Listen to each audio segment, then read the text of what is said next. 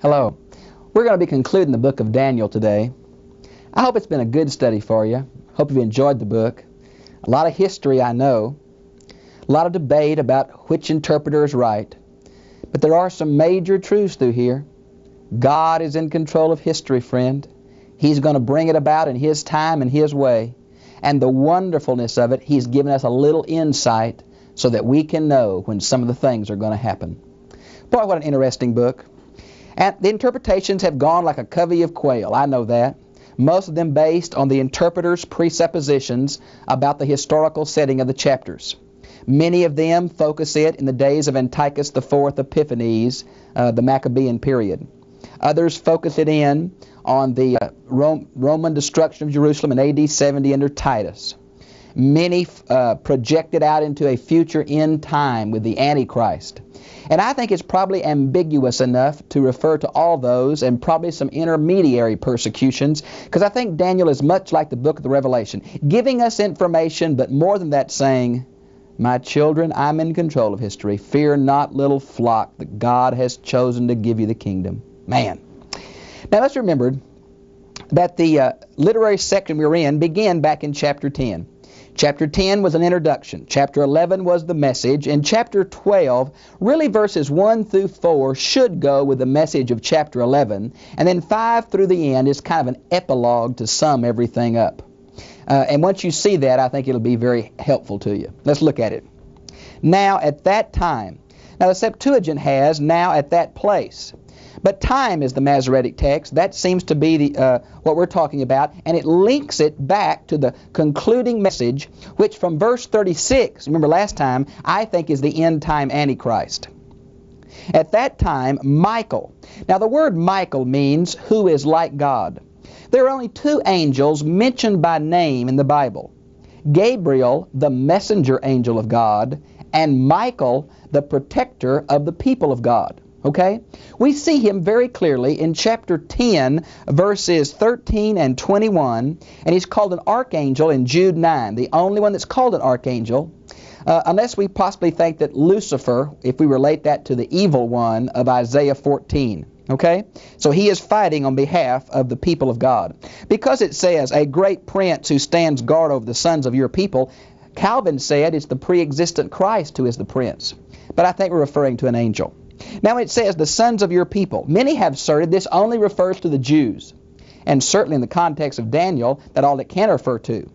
But because of Romans chapter 4, verse 16, where many of us have the faith of Abraham who don't have the racial seed of Abraham, I think it refers to the people of God. Matter of fact, in Matthew 24, 21 and 22, Jesus says it refers to the elect, which I would understand as the people of God, Old Testament and New. Now in verse 1 it says, and there will be a time of distress such has never occurred. This is a direct quote that Jesus makes in Matthew 24, 21 and 22, which seems to lock it in to end time events. Now, notice where it says, since there was a nation until that time.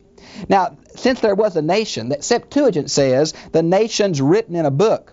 But Matthew 24, 21, Jesus changes the word nations to the word world. And that seems to be the idea. Some think it means back to the creation of human society, maybe under Nimrod. Others say no, it's back to the formation of the Jewish nation. But I think it's the ideal since the beginning of the world, since recorded history, human society, that kind of understanding. Now then it says, at that time your people, everyone who is found written in the book of life. Now I want to stop for a minute with everyone who is found written. For everyone seems to refer to those who are in the book of life. Now there are two books in the Bible. We see in Revelation 20:12 that the two books were open. One is the book of remembrances, where both the godly and the ungodly are listed. The other is the book of life, where only the godly are listed. And that seems to be the ideal here. Well, now, of course, God is updated to a computer. Of course, it's a metaphor for God's memory. Here, captured in a book, God knows those who are His. Kind of like John chapter 10. My sheep know my voice and follow after me, and God knows His sheep. Now, the idea here is, I want to mention that this book of life is mentioned back in Daniel 7, verse 10. It's mentioned several other places in the Bible. Exodus 32, 32 and 33. Psalm 69, 28. Luke 10, 20. Philippians 4, 3. Revelation 3:5, Revelation 17:8, Revelation 20, verses 12 and 15. Now the next little phrase, many. Many folks link the everyone and the many. Now many seems to imply, that's used in verse 2 and in verse 10, that we're not talking about the general resurrection. But it seems we are talking about the general resurrection, but we would expect the word all. Now verse 10 really helps us interpret verse 2. You say, Bob, if he meant all, why didn't he say all? Well, the Hebrew word rabbin, many, is used several times in the Old Testament in the sense of all. Let me give them to you. It'd be Deuteronomy 7:1, Isaiah 52:14 and 15, Isaiah 53:11 and 12. There is also some New Testament uses where the term many really means all. You might want to see Matthew 20:28, Matthew 26:28, Romans chapter 5, verses 14 and 15 when compared to verse 12, and also John 5:28 and 29 all seem to be where many is used for all. Now sometimes all doesn't mean all in the New Testament. You might well see Romans 11:26. Sometimes it goes the other direction where the word all is mentioned where it really means many. Kind of confusing. Isaiah 2:2 and 3.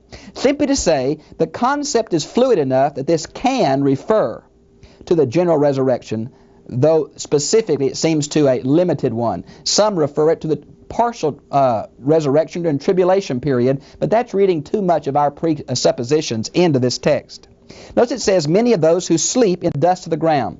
Now the word sleep is a biblical metaphor for death, but by the fact that it's sleep and they will awake, the biblical metaphor has the assume or the implicit idea of resurrection. You might want to see Jeremiah 51:39, and then Jesus' usage, one example would be John 11:11. Now in the dust of the ground, literally it's in the land of dust. Seems to go back to Genesis 3:19 where God made us out of dust, and of dust we shall return. It's simply a biblical metaphor for the grave. Now notice it says, will awake, these to everlasting life, but others to disgrace and everlasting contempt. In Matthew 25:46, the Greek term eternal, everlasting, is used of both heaven and hell. If heaven's everlasting, God help us, so is hell. And here we see the distinction between those who know God and those who do not know God. And unfortunately, we like it or not, we must deal with that concept. Now, notice in verse 3 where it says, and those who have insight. Now this word insight is used several times in the book of Daniel. I want to show you how it's used because it's used again a little later on down in verse 10 of this very chapter.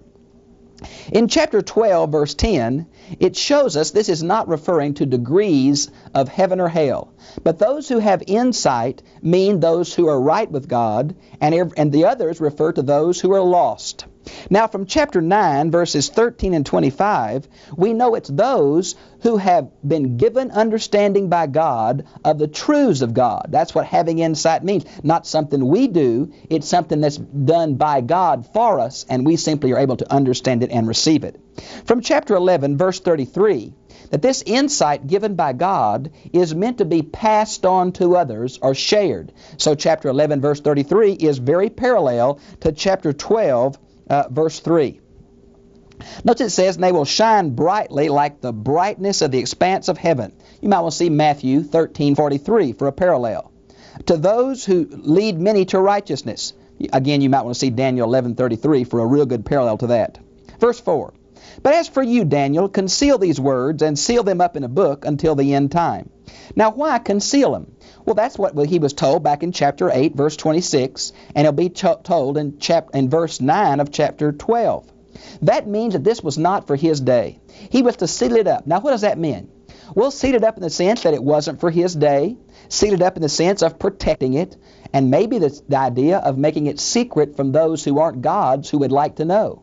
Whatever it is, it's important for me to know that Daniel did not understand what he saw. He's going to ask a specific question down here in verse 8, but the angel will not answer him. In verse 13, he's going to be told to go his way and rest, not to worry about this anymore. I really think that some of the very difficult parts of the Bible are going to become very understandable to the last generation of believers. We may or may not be it, but right now, they're still pretty fuzzy, as the many, many, many multitude of interpretations on eschatology certainly show. It helps me to know that Daniel, a godly man like him, didn't all understand the Bible. It helps me know the apostles once said many times, we don't understand. Man, I like that because I don't understand. After I pray and do everything I don't understand. Helps me know that Daniel and the 12 didn't understand all too. Now, then it says, until the end time, many will go back and forth. Now, this has been interpreted in two different ways. The word here simply means a rapid movement. Some, like Jerome and Theodosian, and Loophole, one of my favorite commentators, sees this as the movements of the eye across the written page. So they would see it that the godly will search the Scriptures, and that's where their insight comes from. But others have said, no, it means rapid movement back and forth. Some even try to make it a rapid transportation like we have today. But that's totally misunderstanding the contextual flow of this passage. So it's either referring to believers studying diligently. Loophole translates this, diligently peruse, while others seem to say it's referring to the godless people trying to find knowledge about God. Now, the last little phrase, and knowledge will increase. Now, some say secular knowledge will increase, but religious knowledge will not. Others say that God's people, because of books like Daniel, will know something of the flavor of the last days. And I'm really not sure which one of those diametrically opposite interpretations is true of this passage. You might want to see Amos chapter 8, verse 12 for the idea of secular knowledge and people seeking God but can't find Him. Now, verse 5 really begins the epilogue. 1 through 4 should go with chapter 11. But 5 and following really deals with kind of a new concept and a closing to the book. Then I, Daniel, looked and behold, two others were standing, one on this river bank and one on the other. Now, if you remember this a literary context, going back to chapter 10 through 12, back in chapter 10, verse 4, there were two angelic beings on either side of the Tigris River. This seems to be an allusion back to them. What's caused commentators some concern here is that the word for river is a different word. And the word used in this chapter 12 is a word that's usually used for the Nile River, not the Tigris.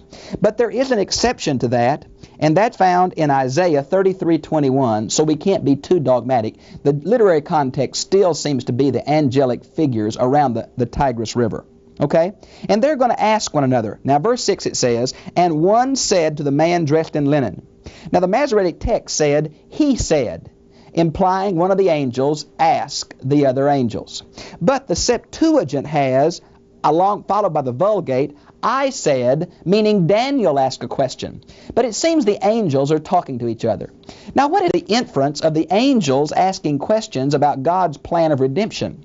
Well, if you'll read 1 Peter chapter 1, verses 10 through 12, the angels have always been curious about what God was going to do and simply did not have all the information they needed.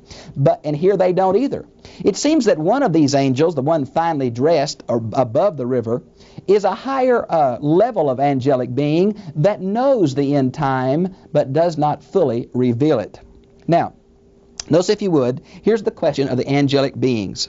How long will it be until the end of these wonders? Well, that's the question of length again. Daniel's going to talk about that. It's hard to know exactly the period because of the ambiguity of the answer that fits many periods of persecution history. I think it's ambiguous on purpose, so it'll fulfill the needs of many eras of God's people persecuted. Now, notice where it says, and I heard, by the way, I want to mention to you, there's a similar angelic question back in chapter 8, verse 13. You might want to notice that. Verse 7, and I heard the man dressed in linen, who was above the waters of the river, and he raised his right hand, and he raised his left toward heaven. When I first saw this, I thought it meant the man was praying. For the traditional Jewish posture of prayer is the hands and eyes lifted to God. That's how Jesus prayed. But here, it's a different gesture. This is the gesture of taking an oath in God's name. Now, we have many accounts where the phrase, I swear in God's name, is used. Judges 8:19, 1 Samuel 14:39, and verse 45, 1 Samuel 19:6, 1 Samuel 20, verses 3 and 21, and 1 Samuel 25, verses 26 and 34. We even see the word in verse 7, swore by him. So here are several examples of the gesture of taking an oath. I want to give you a few references of where this very gesture of raising one's hand to God is mentioned. It's first mentioned in Genesis 14:22, Exodus 6:8. A really good one is Deuteronomy 32:40, Isaiah 62:8, Ezekiel 20 verse 5, and Revelation chapter 10 verse 4 and 5 mentions this symbol. Then it says, swear by him who lives forever.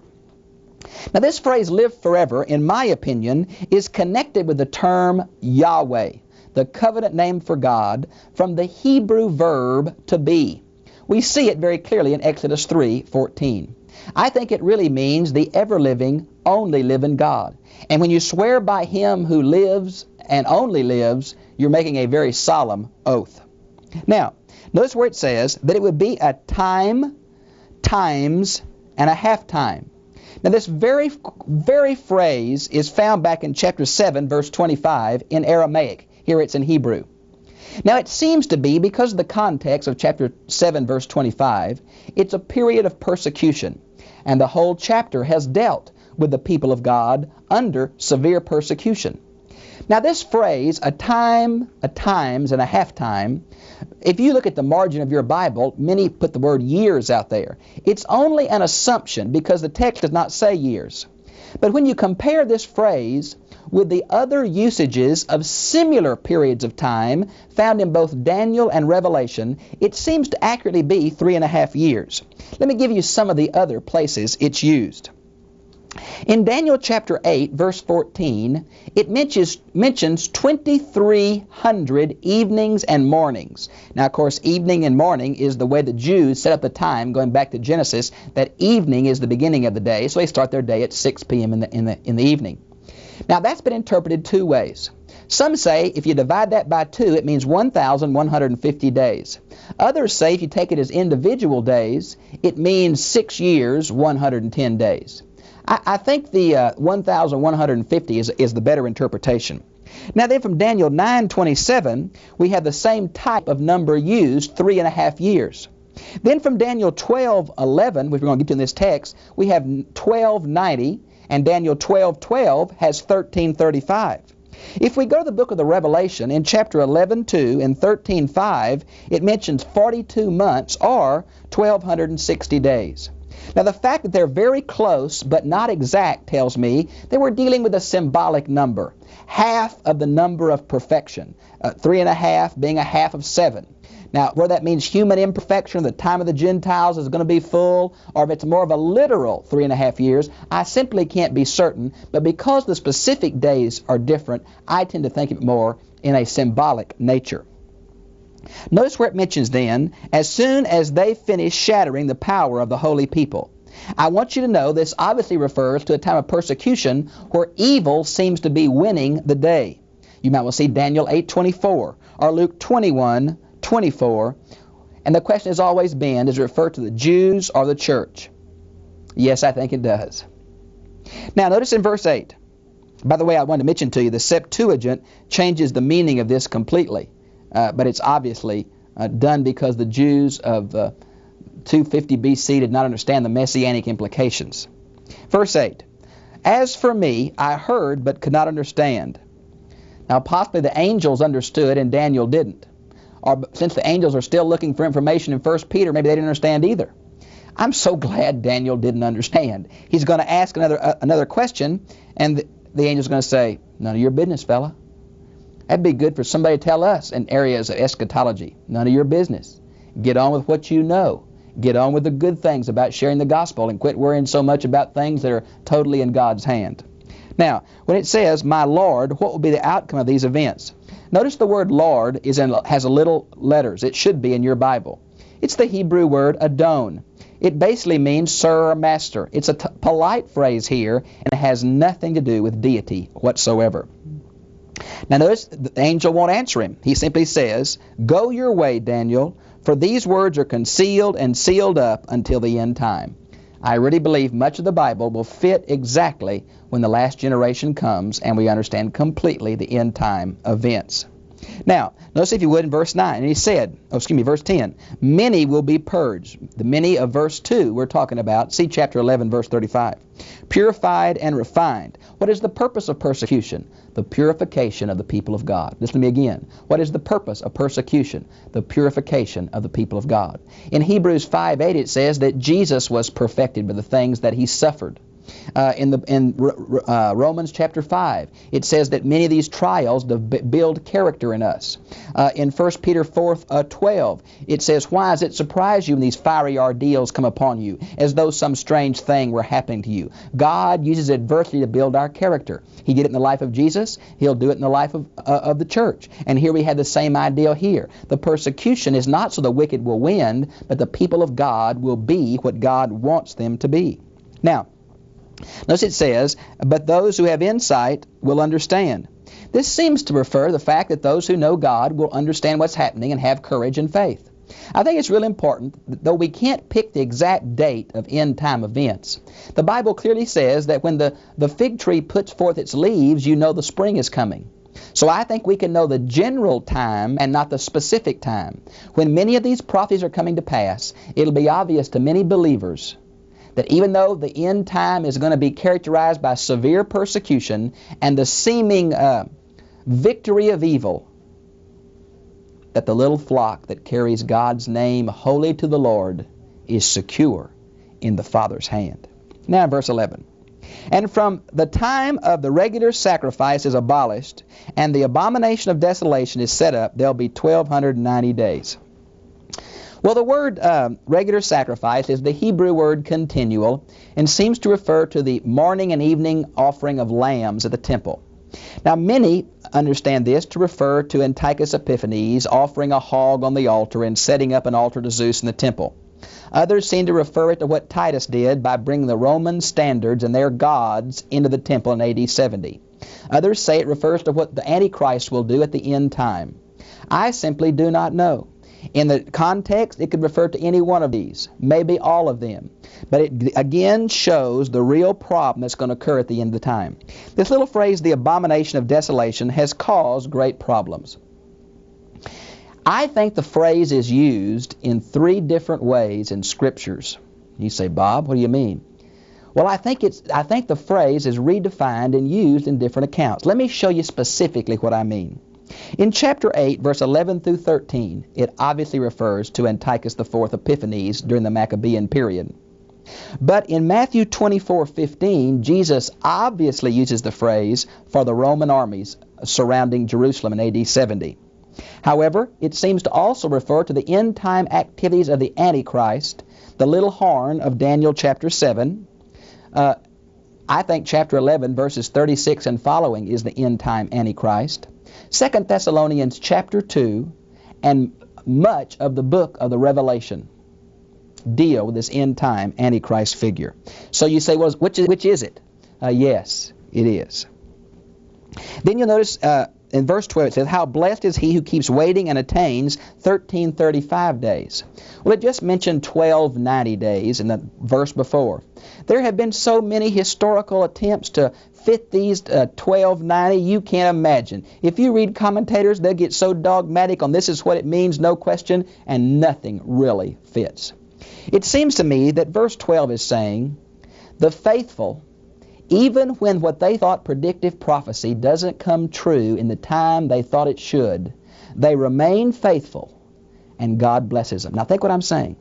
They were expecting 1290, but it went a little longer, 1335, and yet they kept the faith. They hung in there. They did not give up, even though their personal understanding of Scripture did not prove valid. Now, friends, that's a mark of faith, and they're going to be blessed because they hang in there. Maybe that's the difference of the number. I just don't know. The last verse of the book. But as for you, go your way. He said that twice. What he's saying, Daniel, you've got these messages. It's made you sick as a dog. I won't take. Daniel keeps throwing up every time God gives him a message. Just makes him sick. And after reading all this eschatology, I can understand why. He's saying, look, Daniel, quit worrying about this, friend. This is not for your day. I think the reason he gave it to Daniel was Daniel wanted the people to be restored in Jerusalem in 70 years. God said, I'm going to do that, Daniel, but I want you to know they're going to be taken out of the land again. They're going to apostatize again. There'll be many of these periods of persecution. That's what he showed Daniel. But it's not for Daniel to worry about. Go your way, and you will enter rest. This seems to me to be an obvious allusion to death as a sleep, your rest. But look at this great truth. And rise again for your allotted portion at the end of the days. Friends, what a bright thing. Not only is resurrection mentioned back up here in verse 2, but resurrection is mentioned right here in the last. Daniel, go to sleep, friend. Go to sleep. Because God's going to wake you up and give you all that he promised one day. Wow. I want to tell you, it's good for us to study eschatology. It's good for us to know end-time events. It's good for us to see our world in its true light, that God's behind all historical events, that historical events are moving toward a purposed close, that Jesus will come again, the eastern skies will open up, we will reign with him. However, we don't know when, we don't know how, we just know God's in control. Maybe a good word of advice in a day where we've almost gone bonkers on end time is, don't buy 500 books on end time. Buy you a few books on how to share your faith. Buy a few books on how to be a better disciple and follower of Christ. Live the hours you've got in loving, witnessing, and serving and giving. Friends, God's going to work the rest all out. My wife and I sometimes joke, she's a pan-millennial and I'm pro-millennial. She just thinks it'll all pan out in the end and I'm just for it. I don't know how God's going to do it. But he's going to do it. All history is in his hand. Even in the midst of persecution, the people of God are not forsaken. Michael tries to stand over and guard them, but they still get kicked in the teeth. But God's going to bring it to a close. All will stand before God and give an account for word and deed done in the body. I hope you know him. I've enjoyed being with you. God bless you. Have a good day.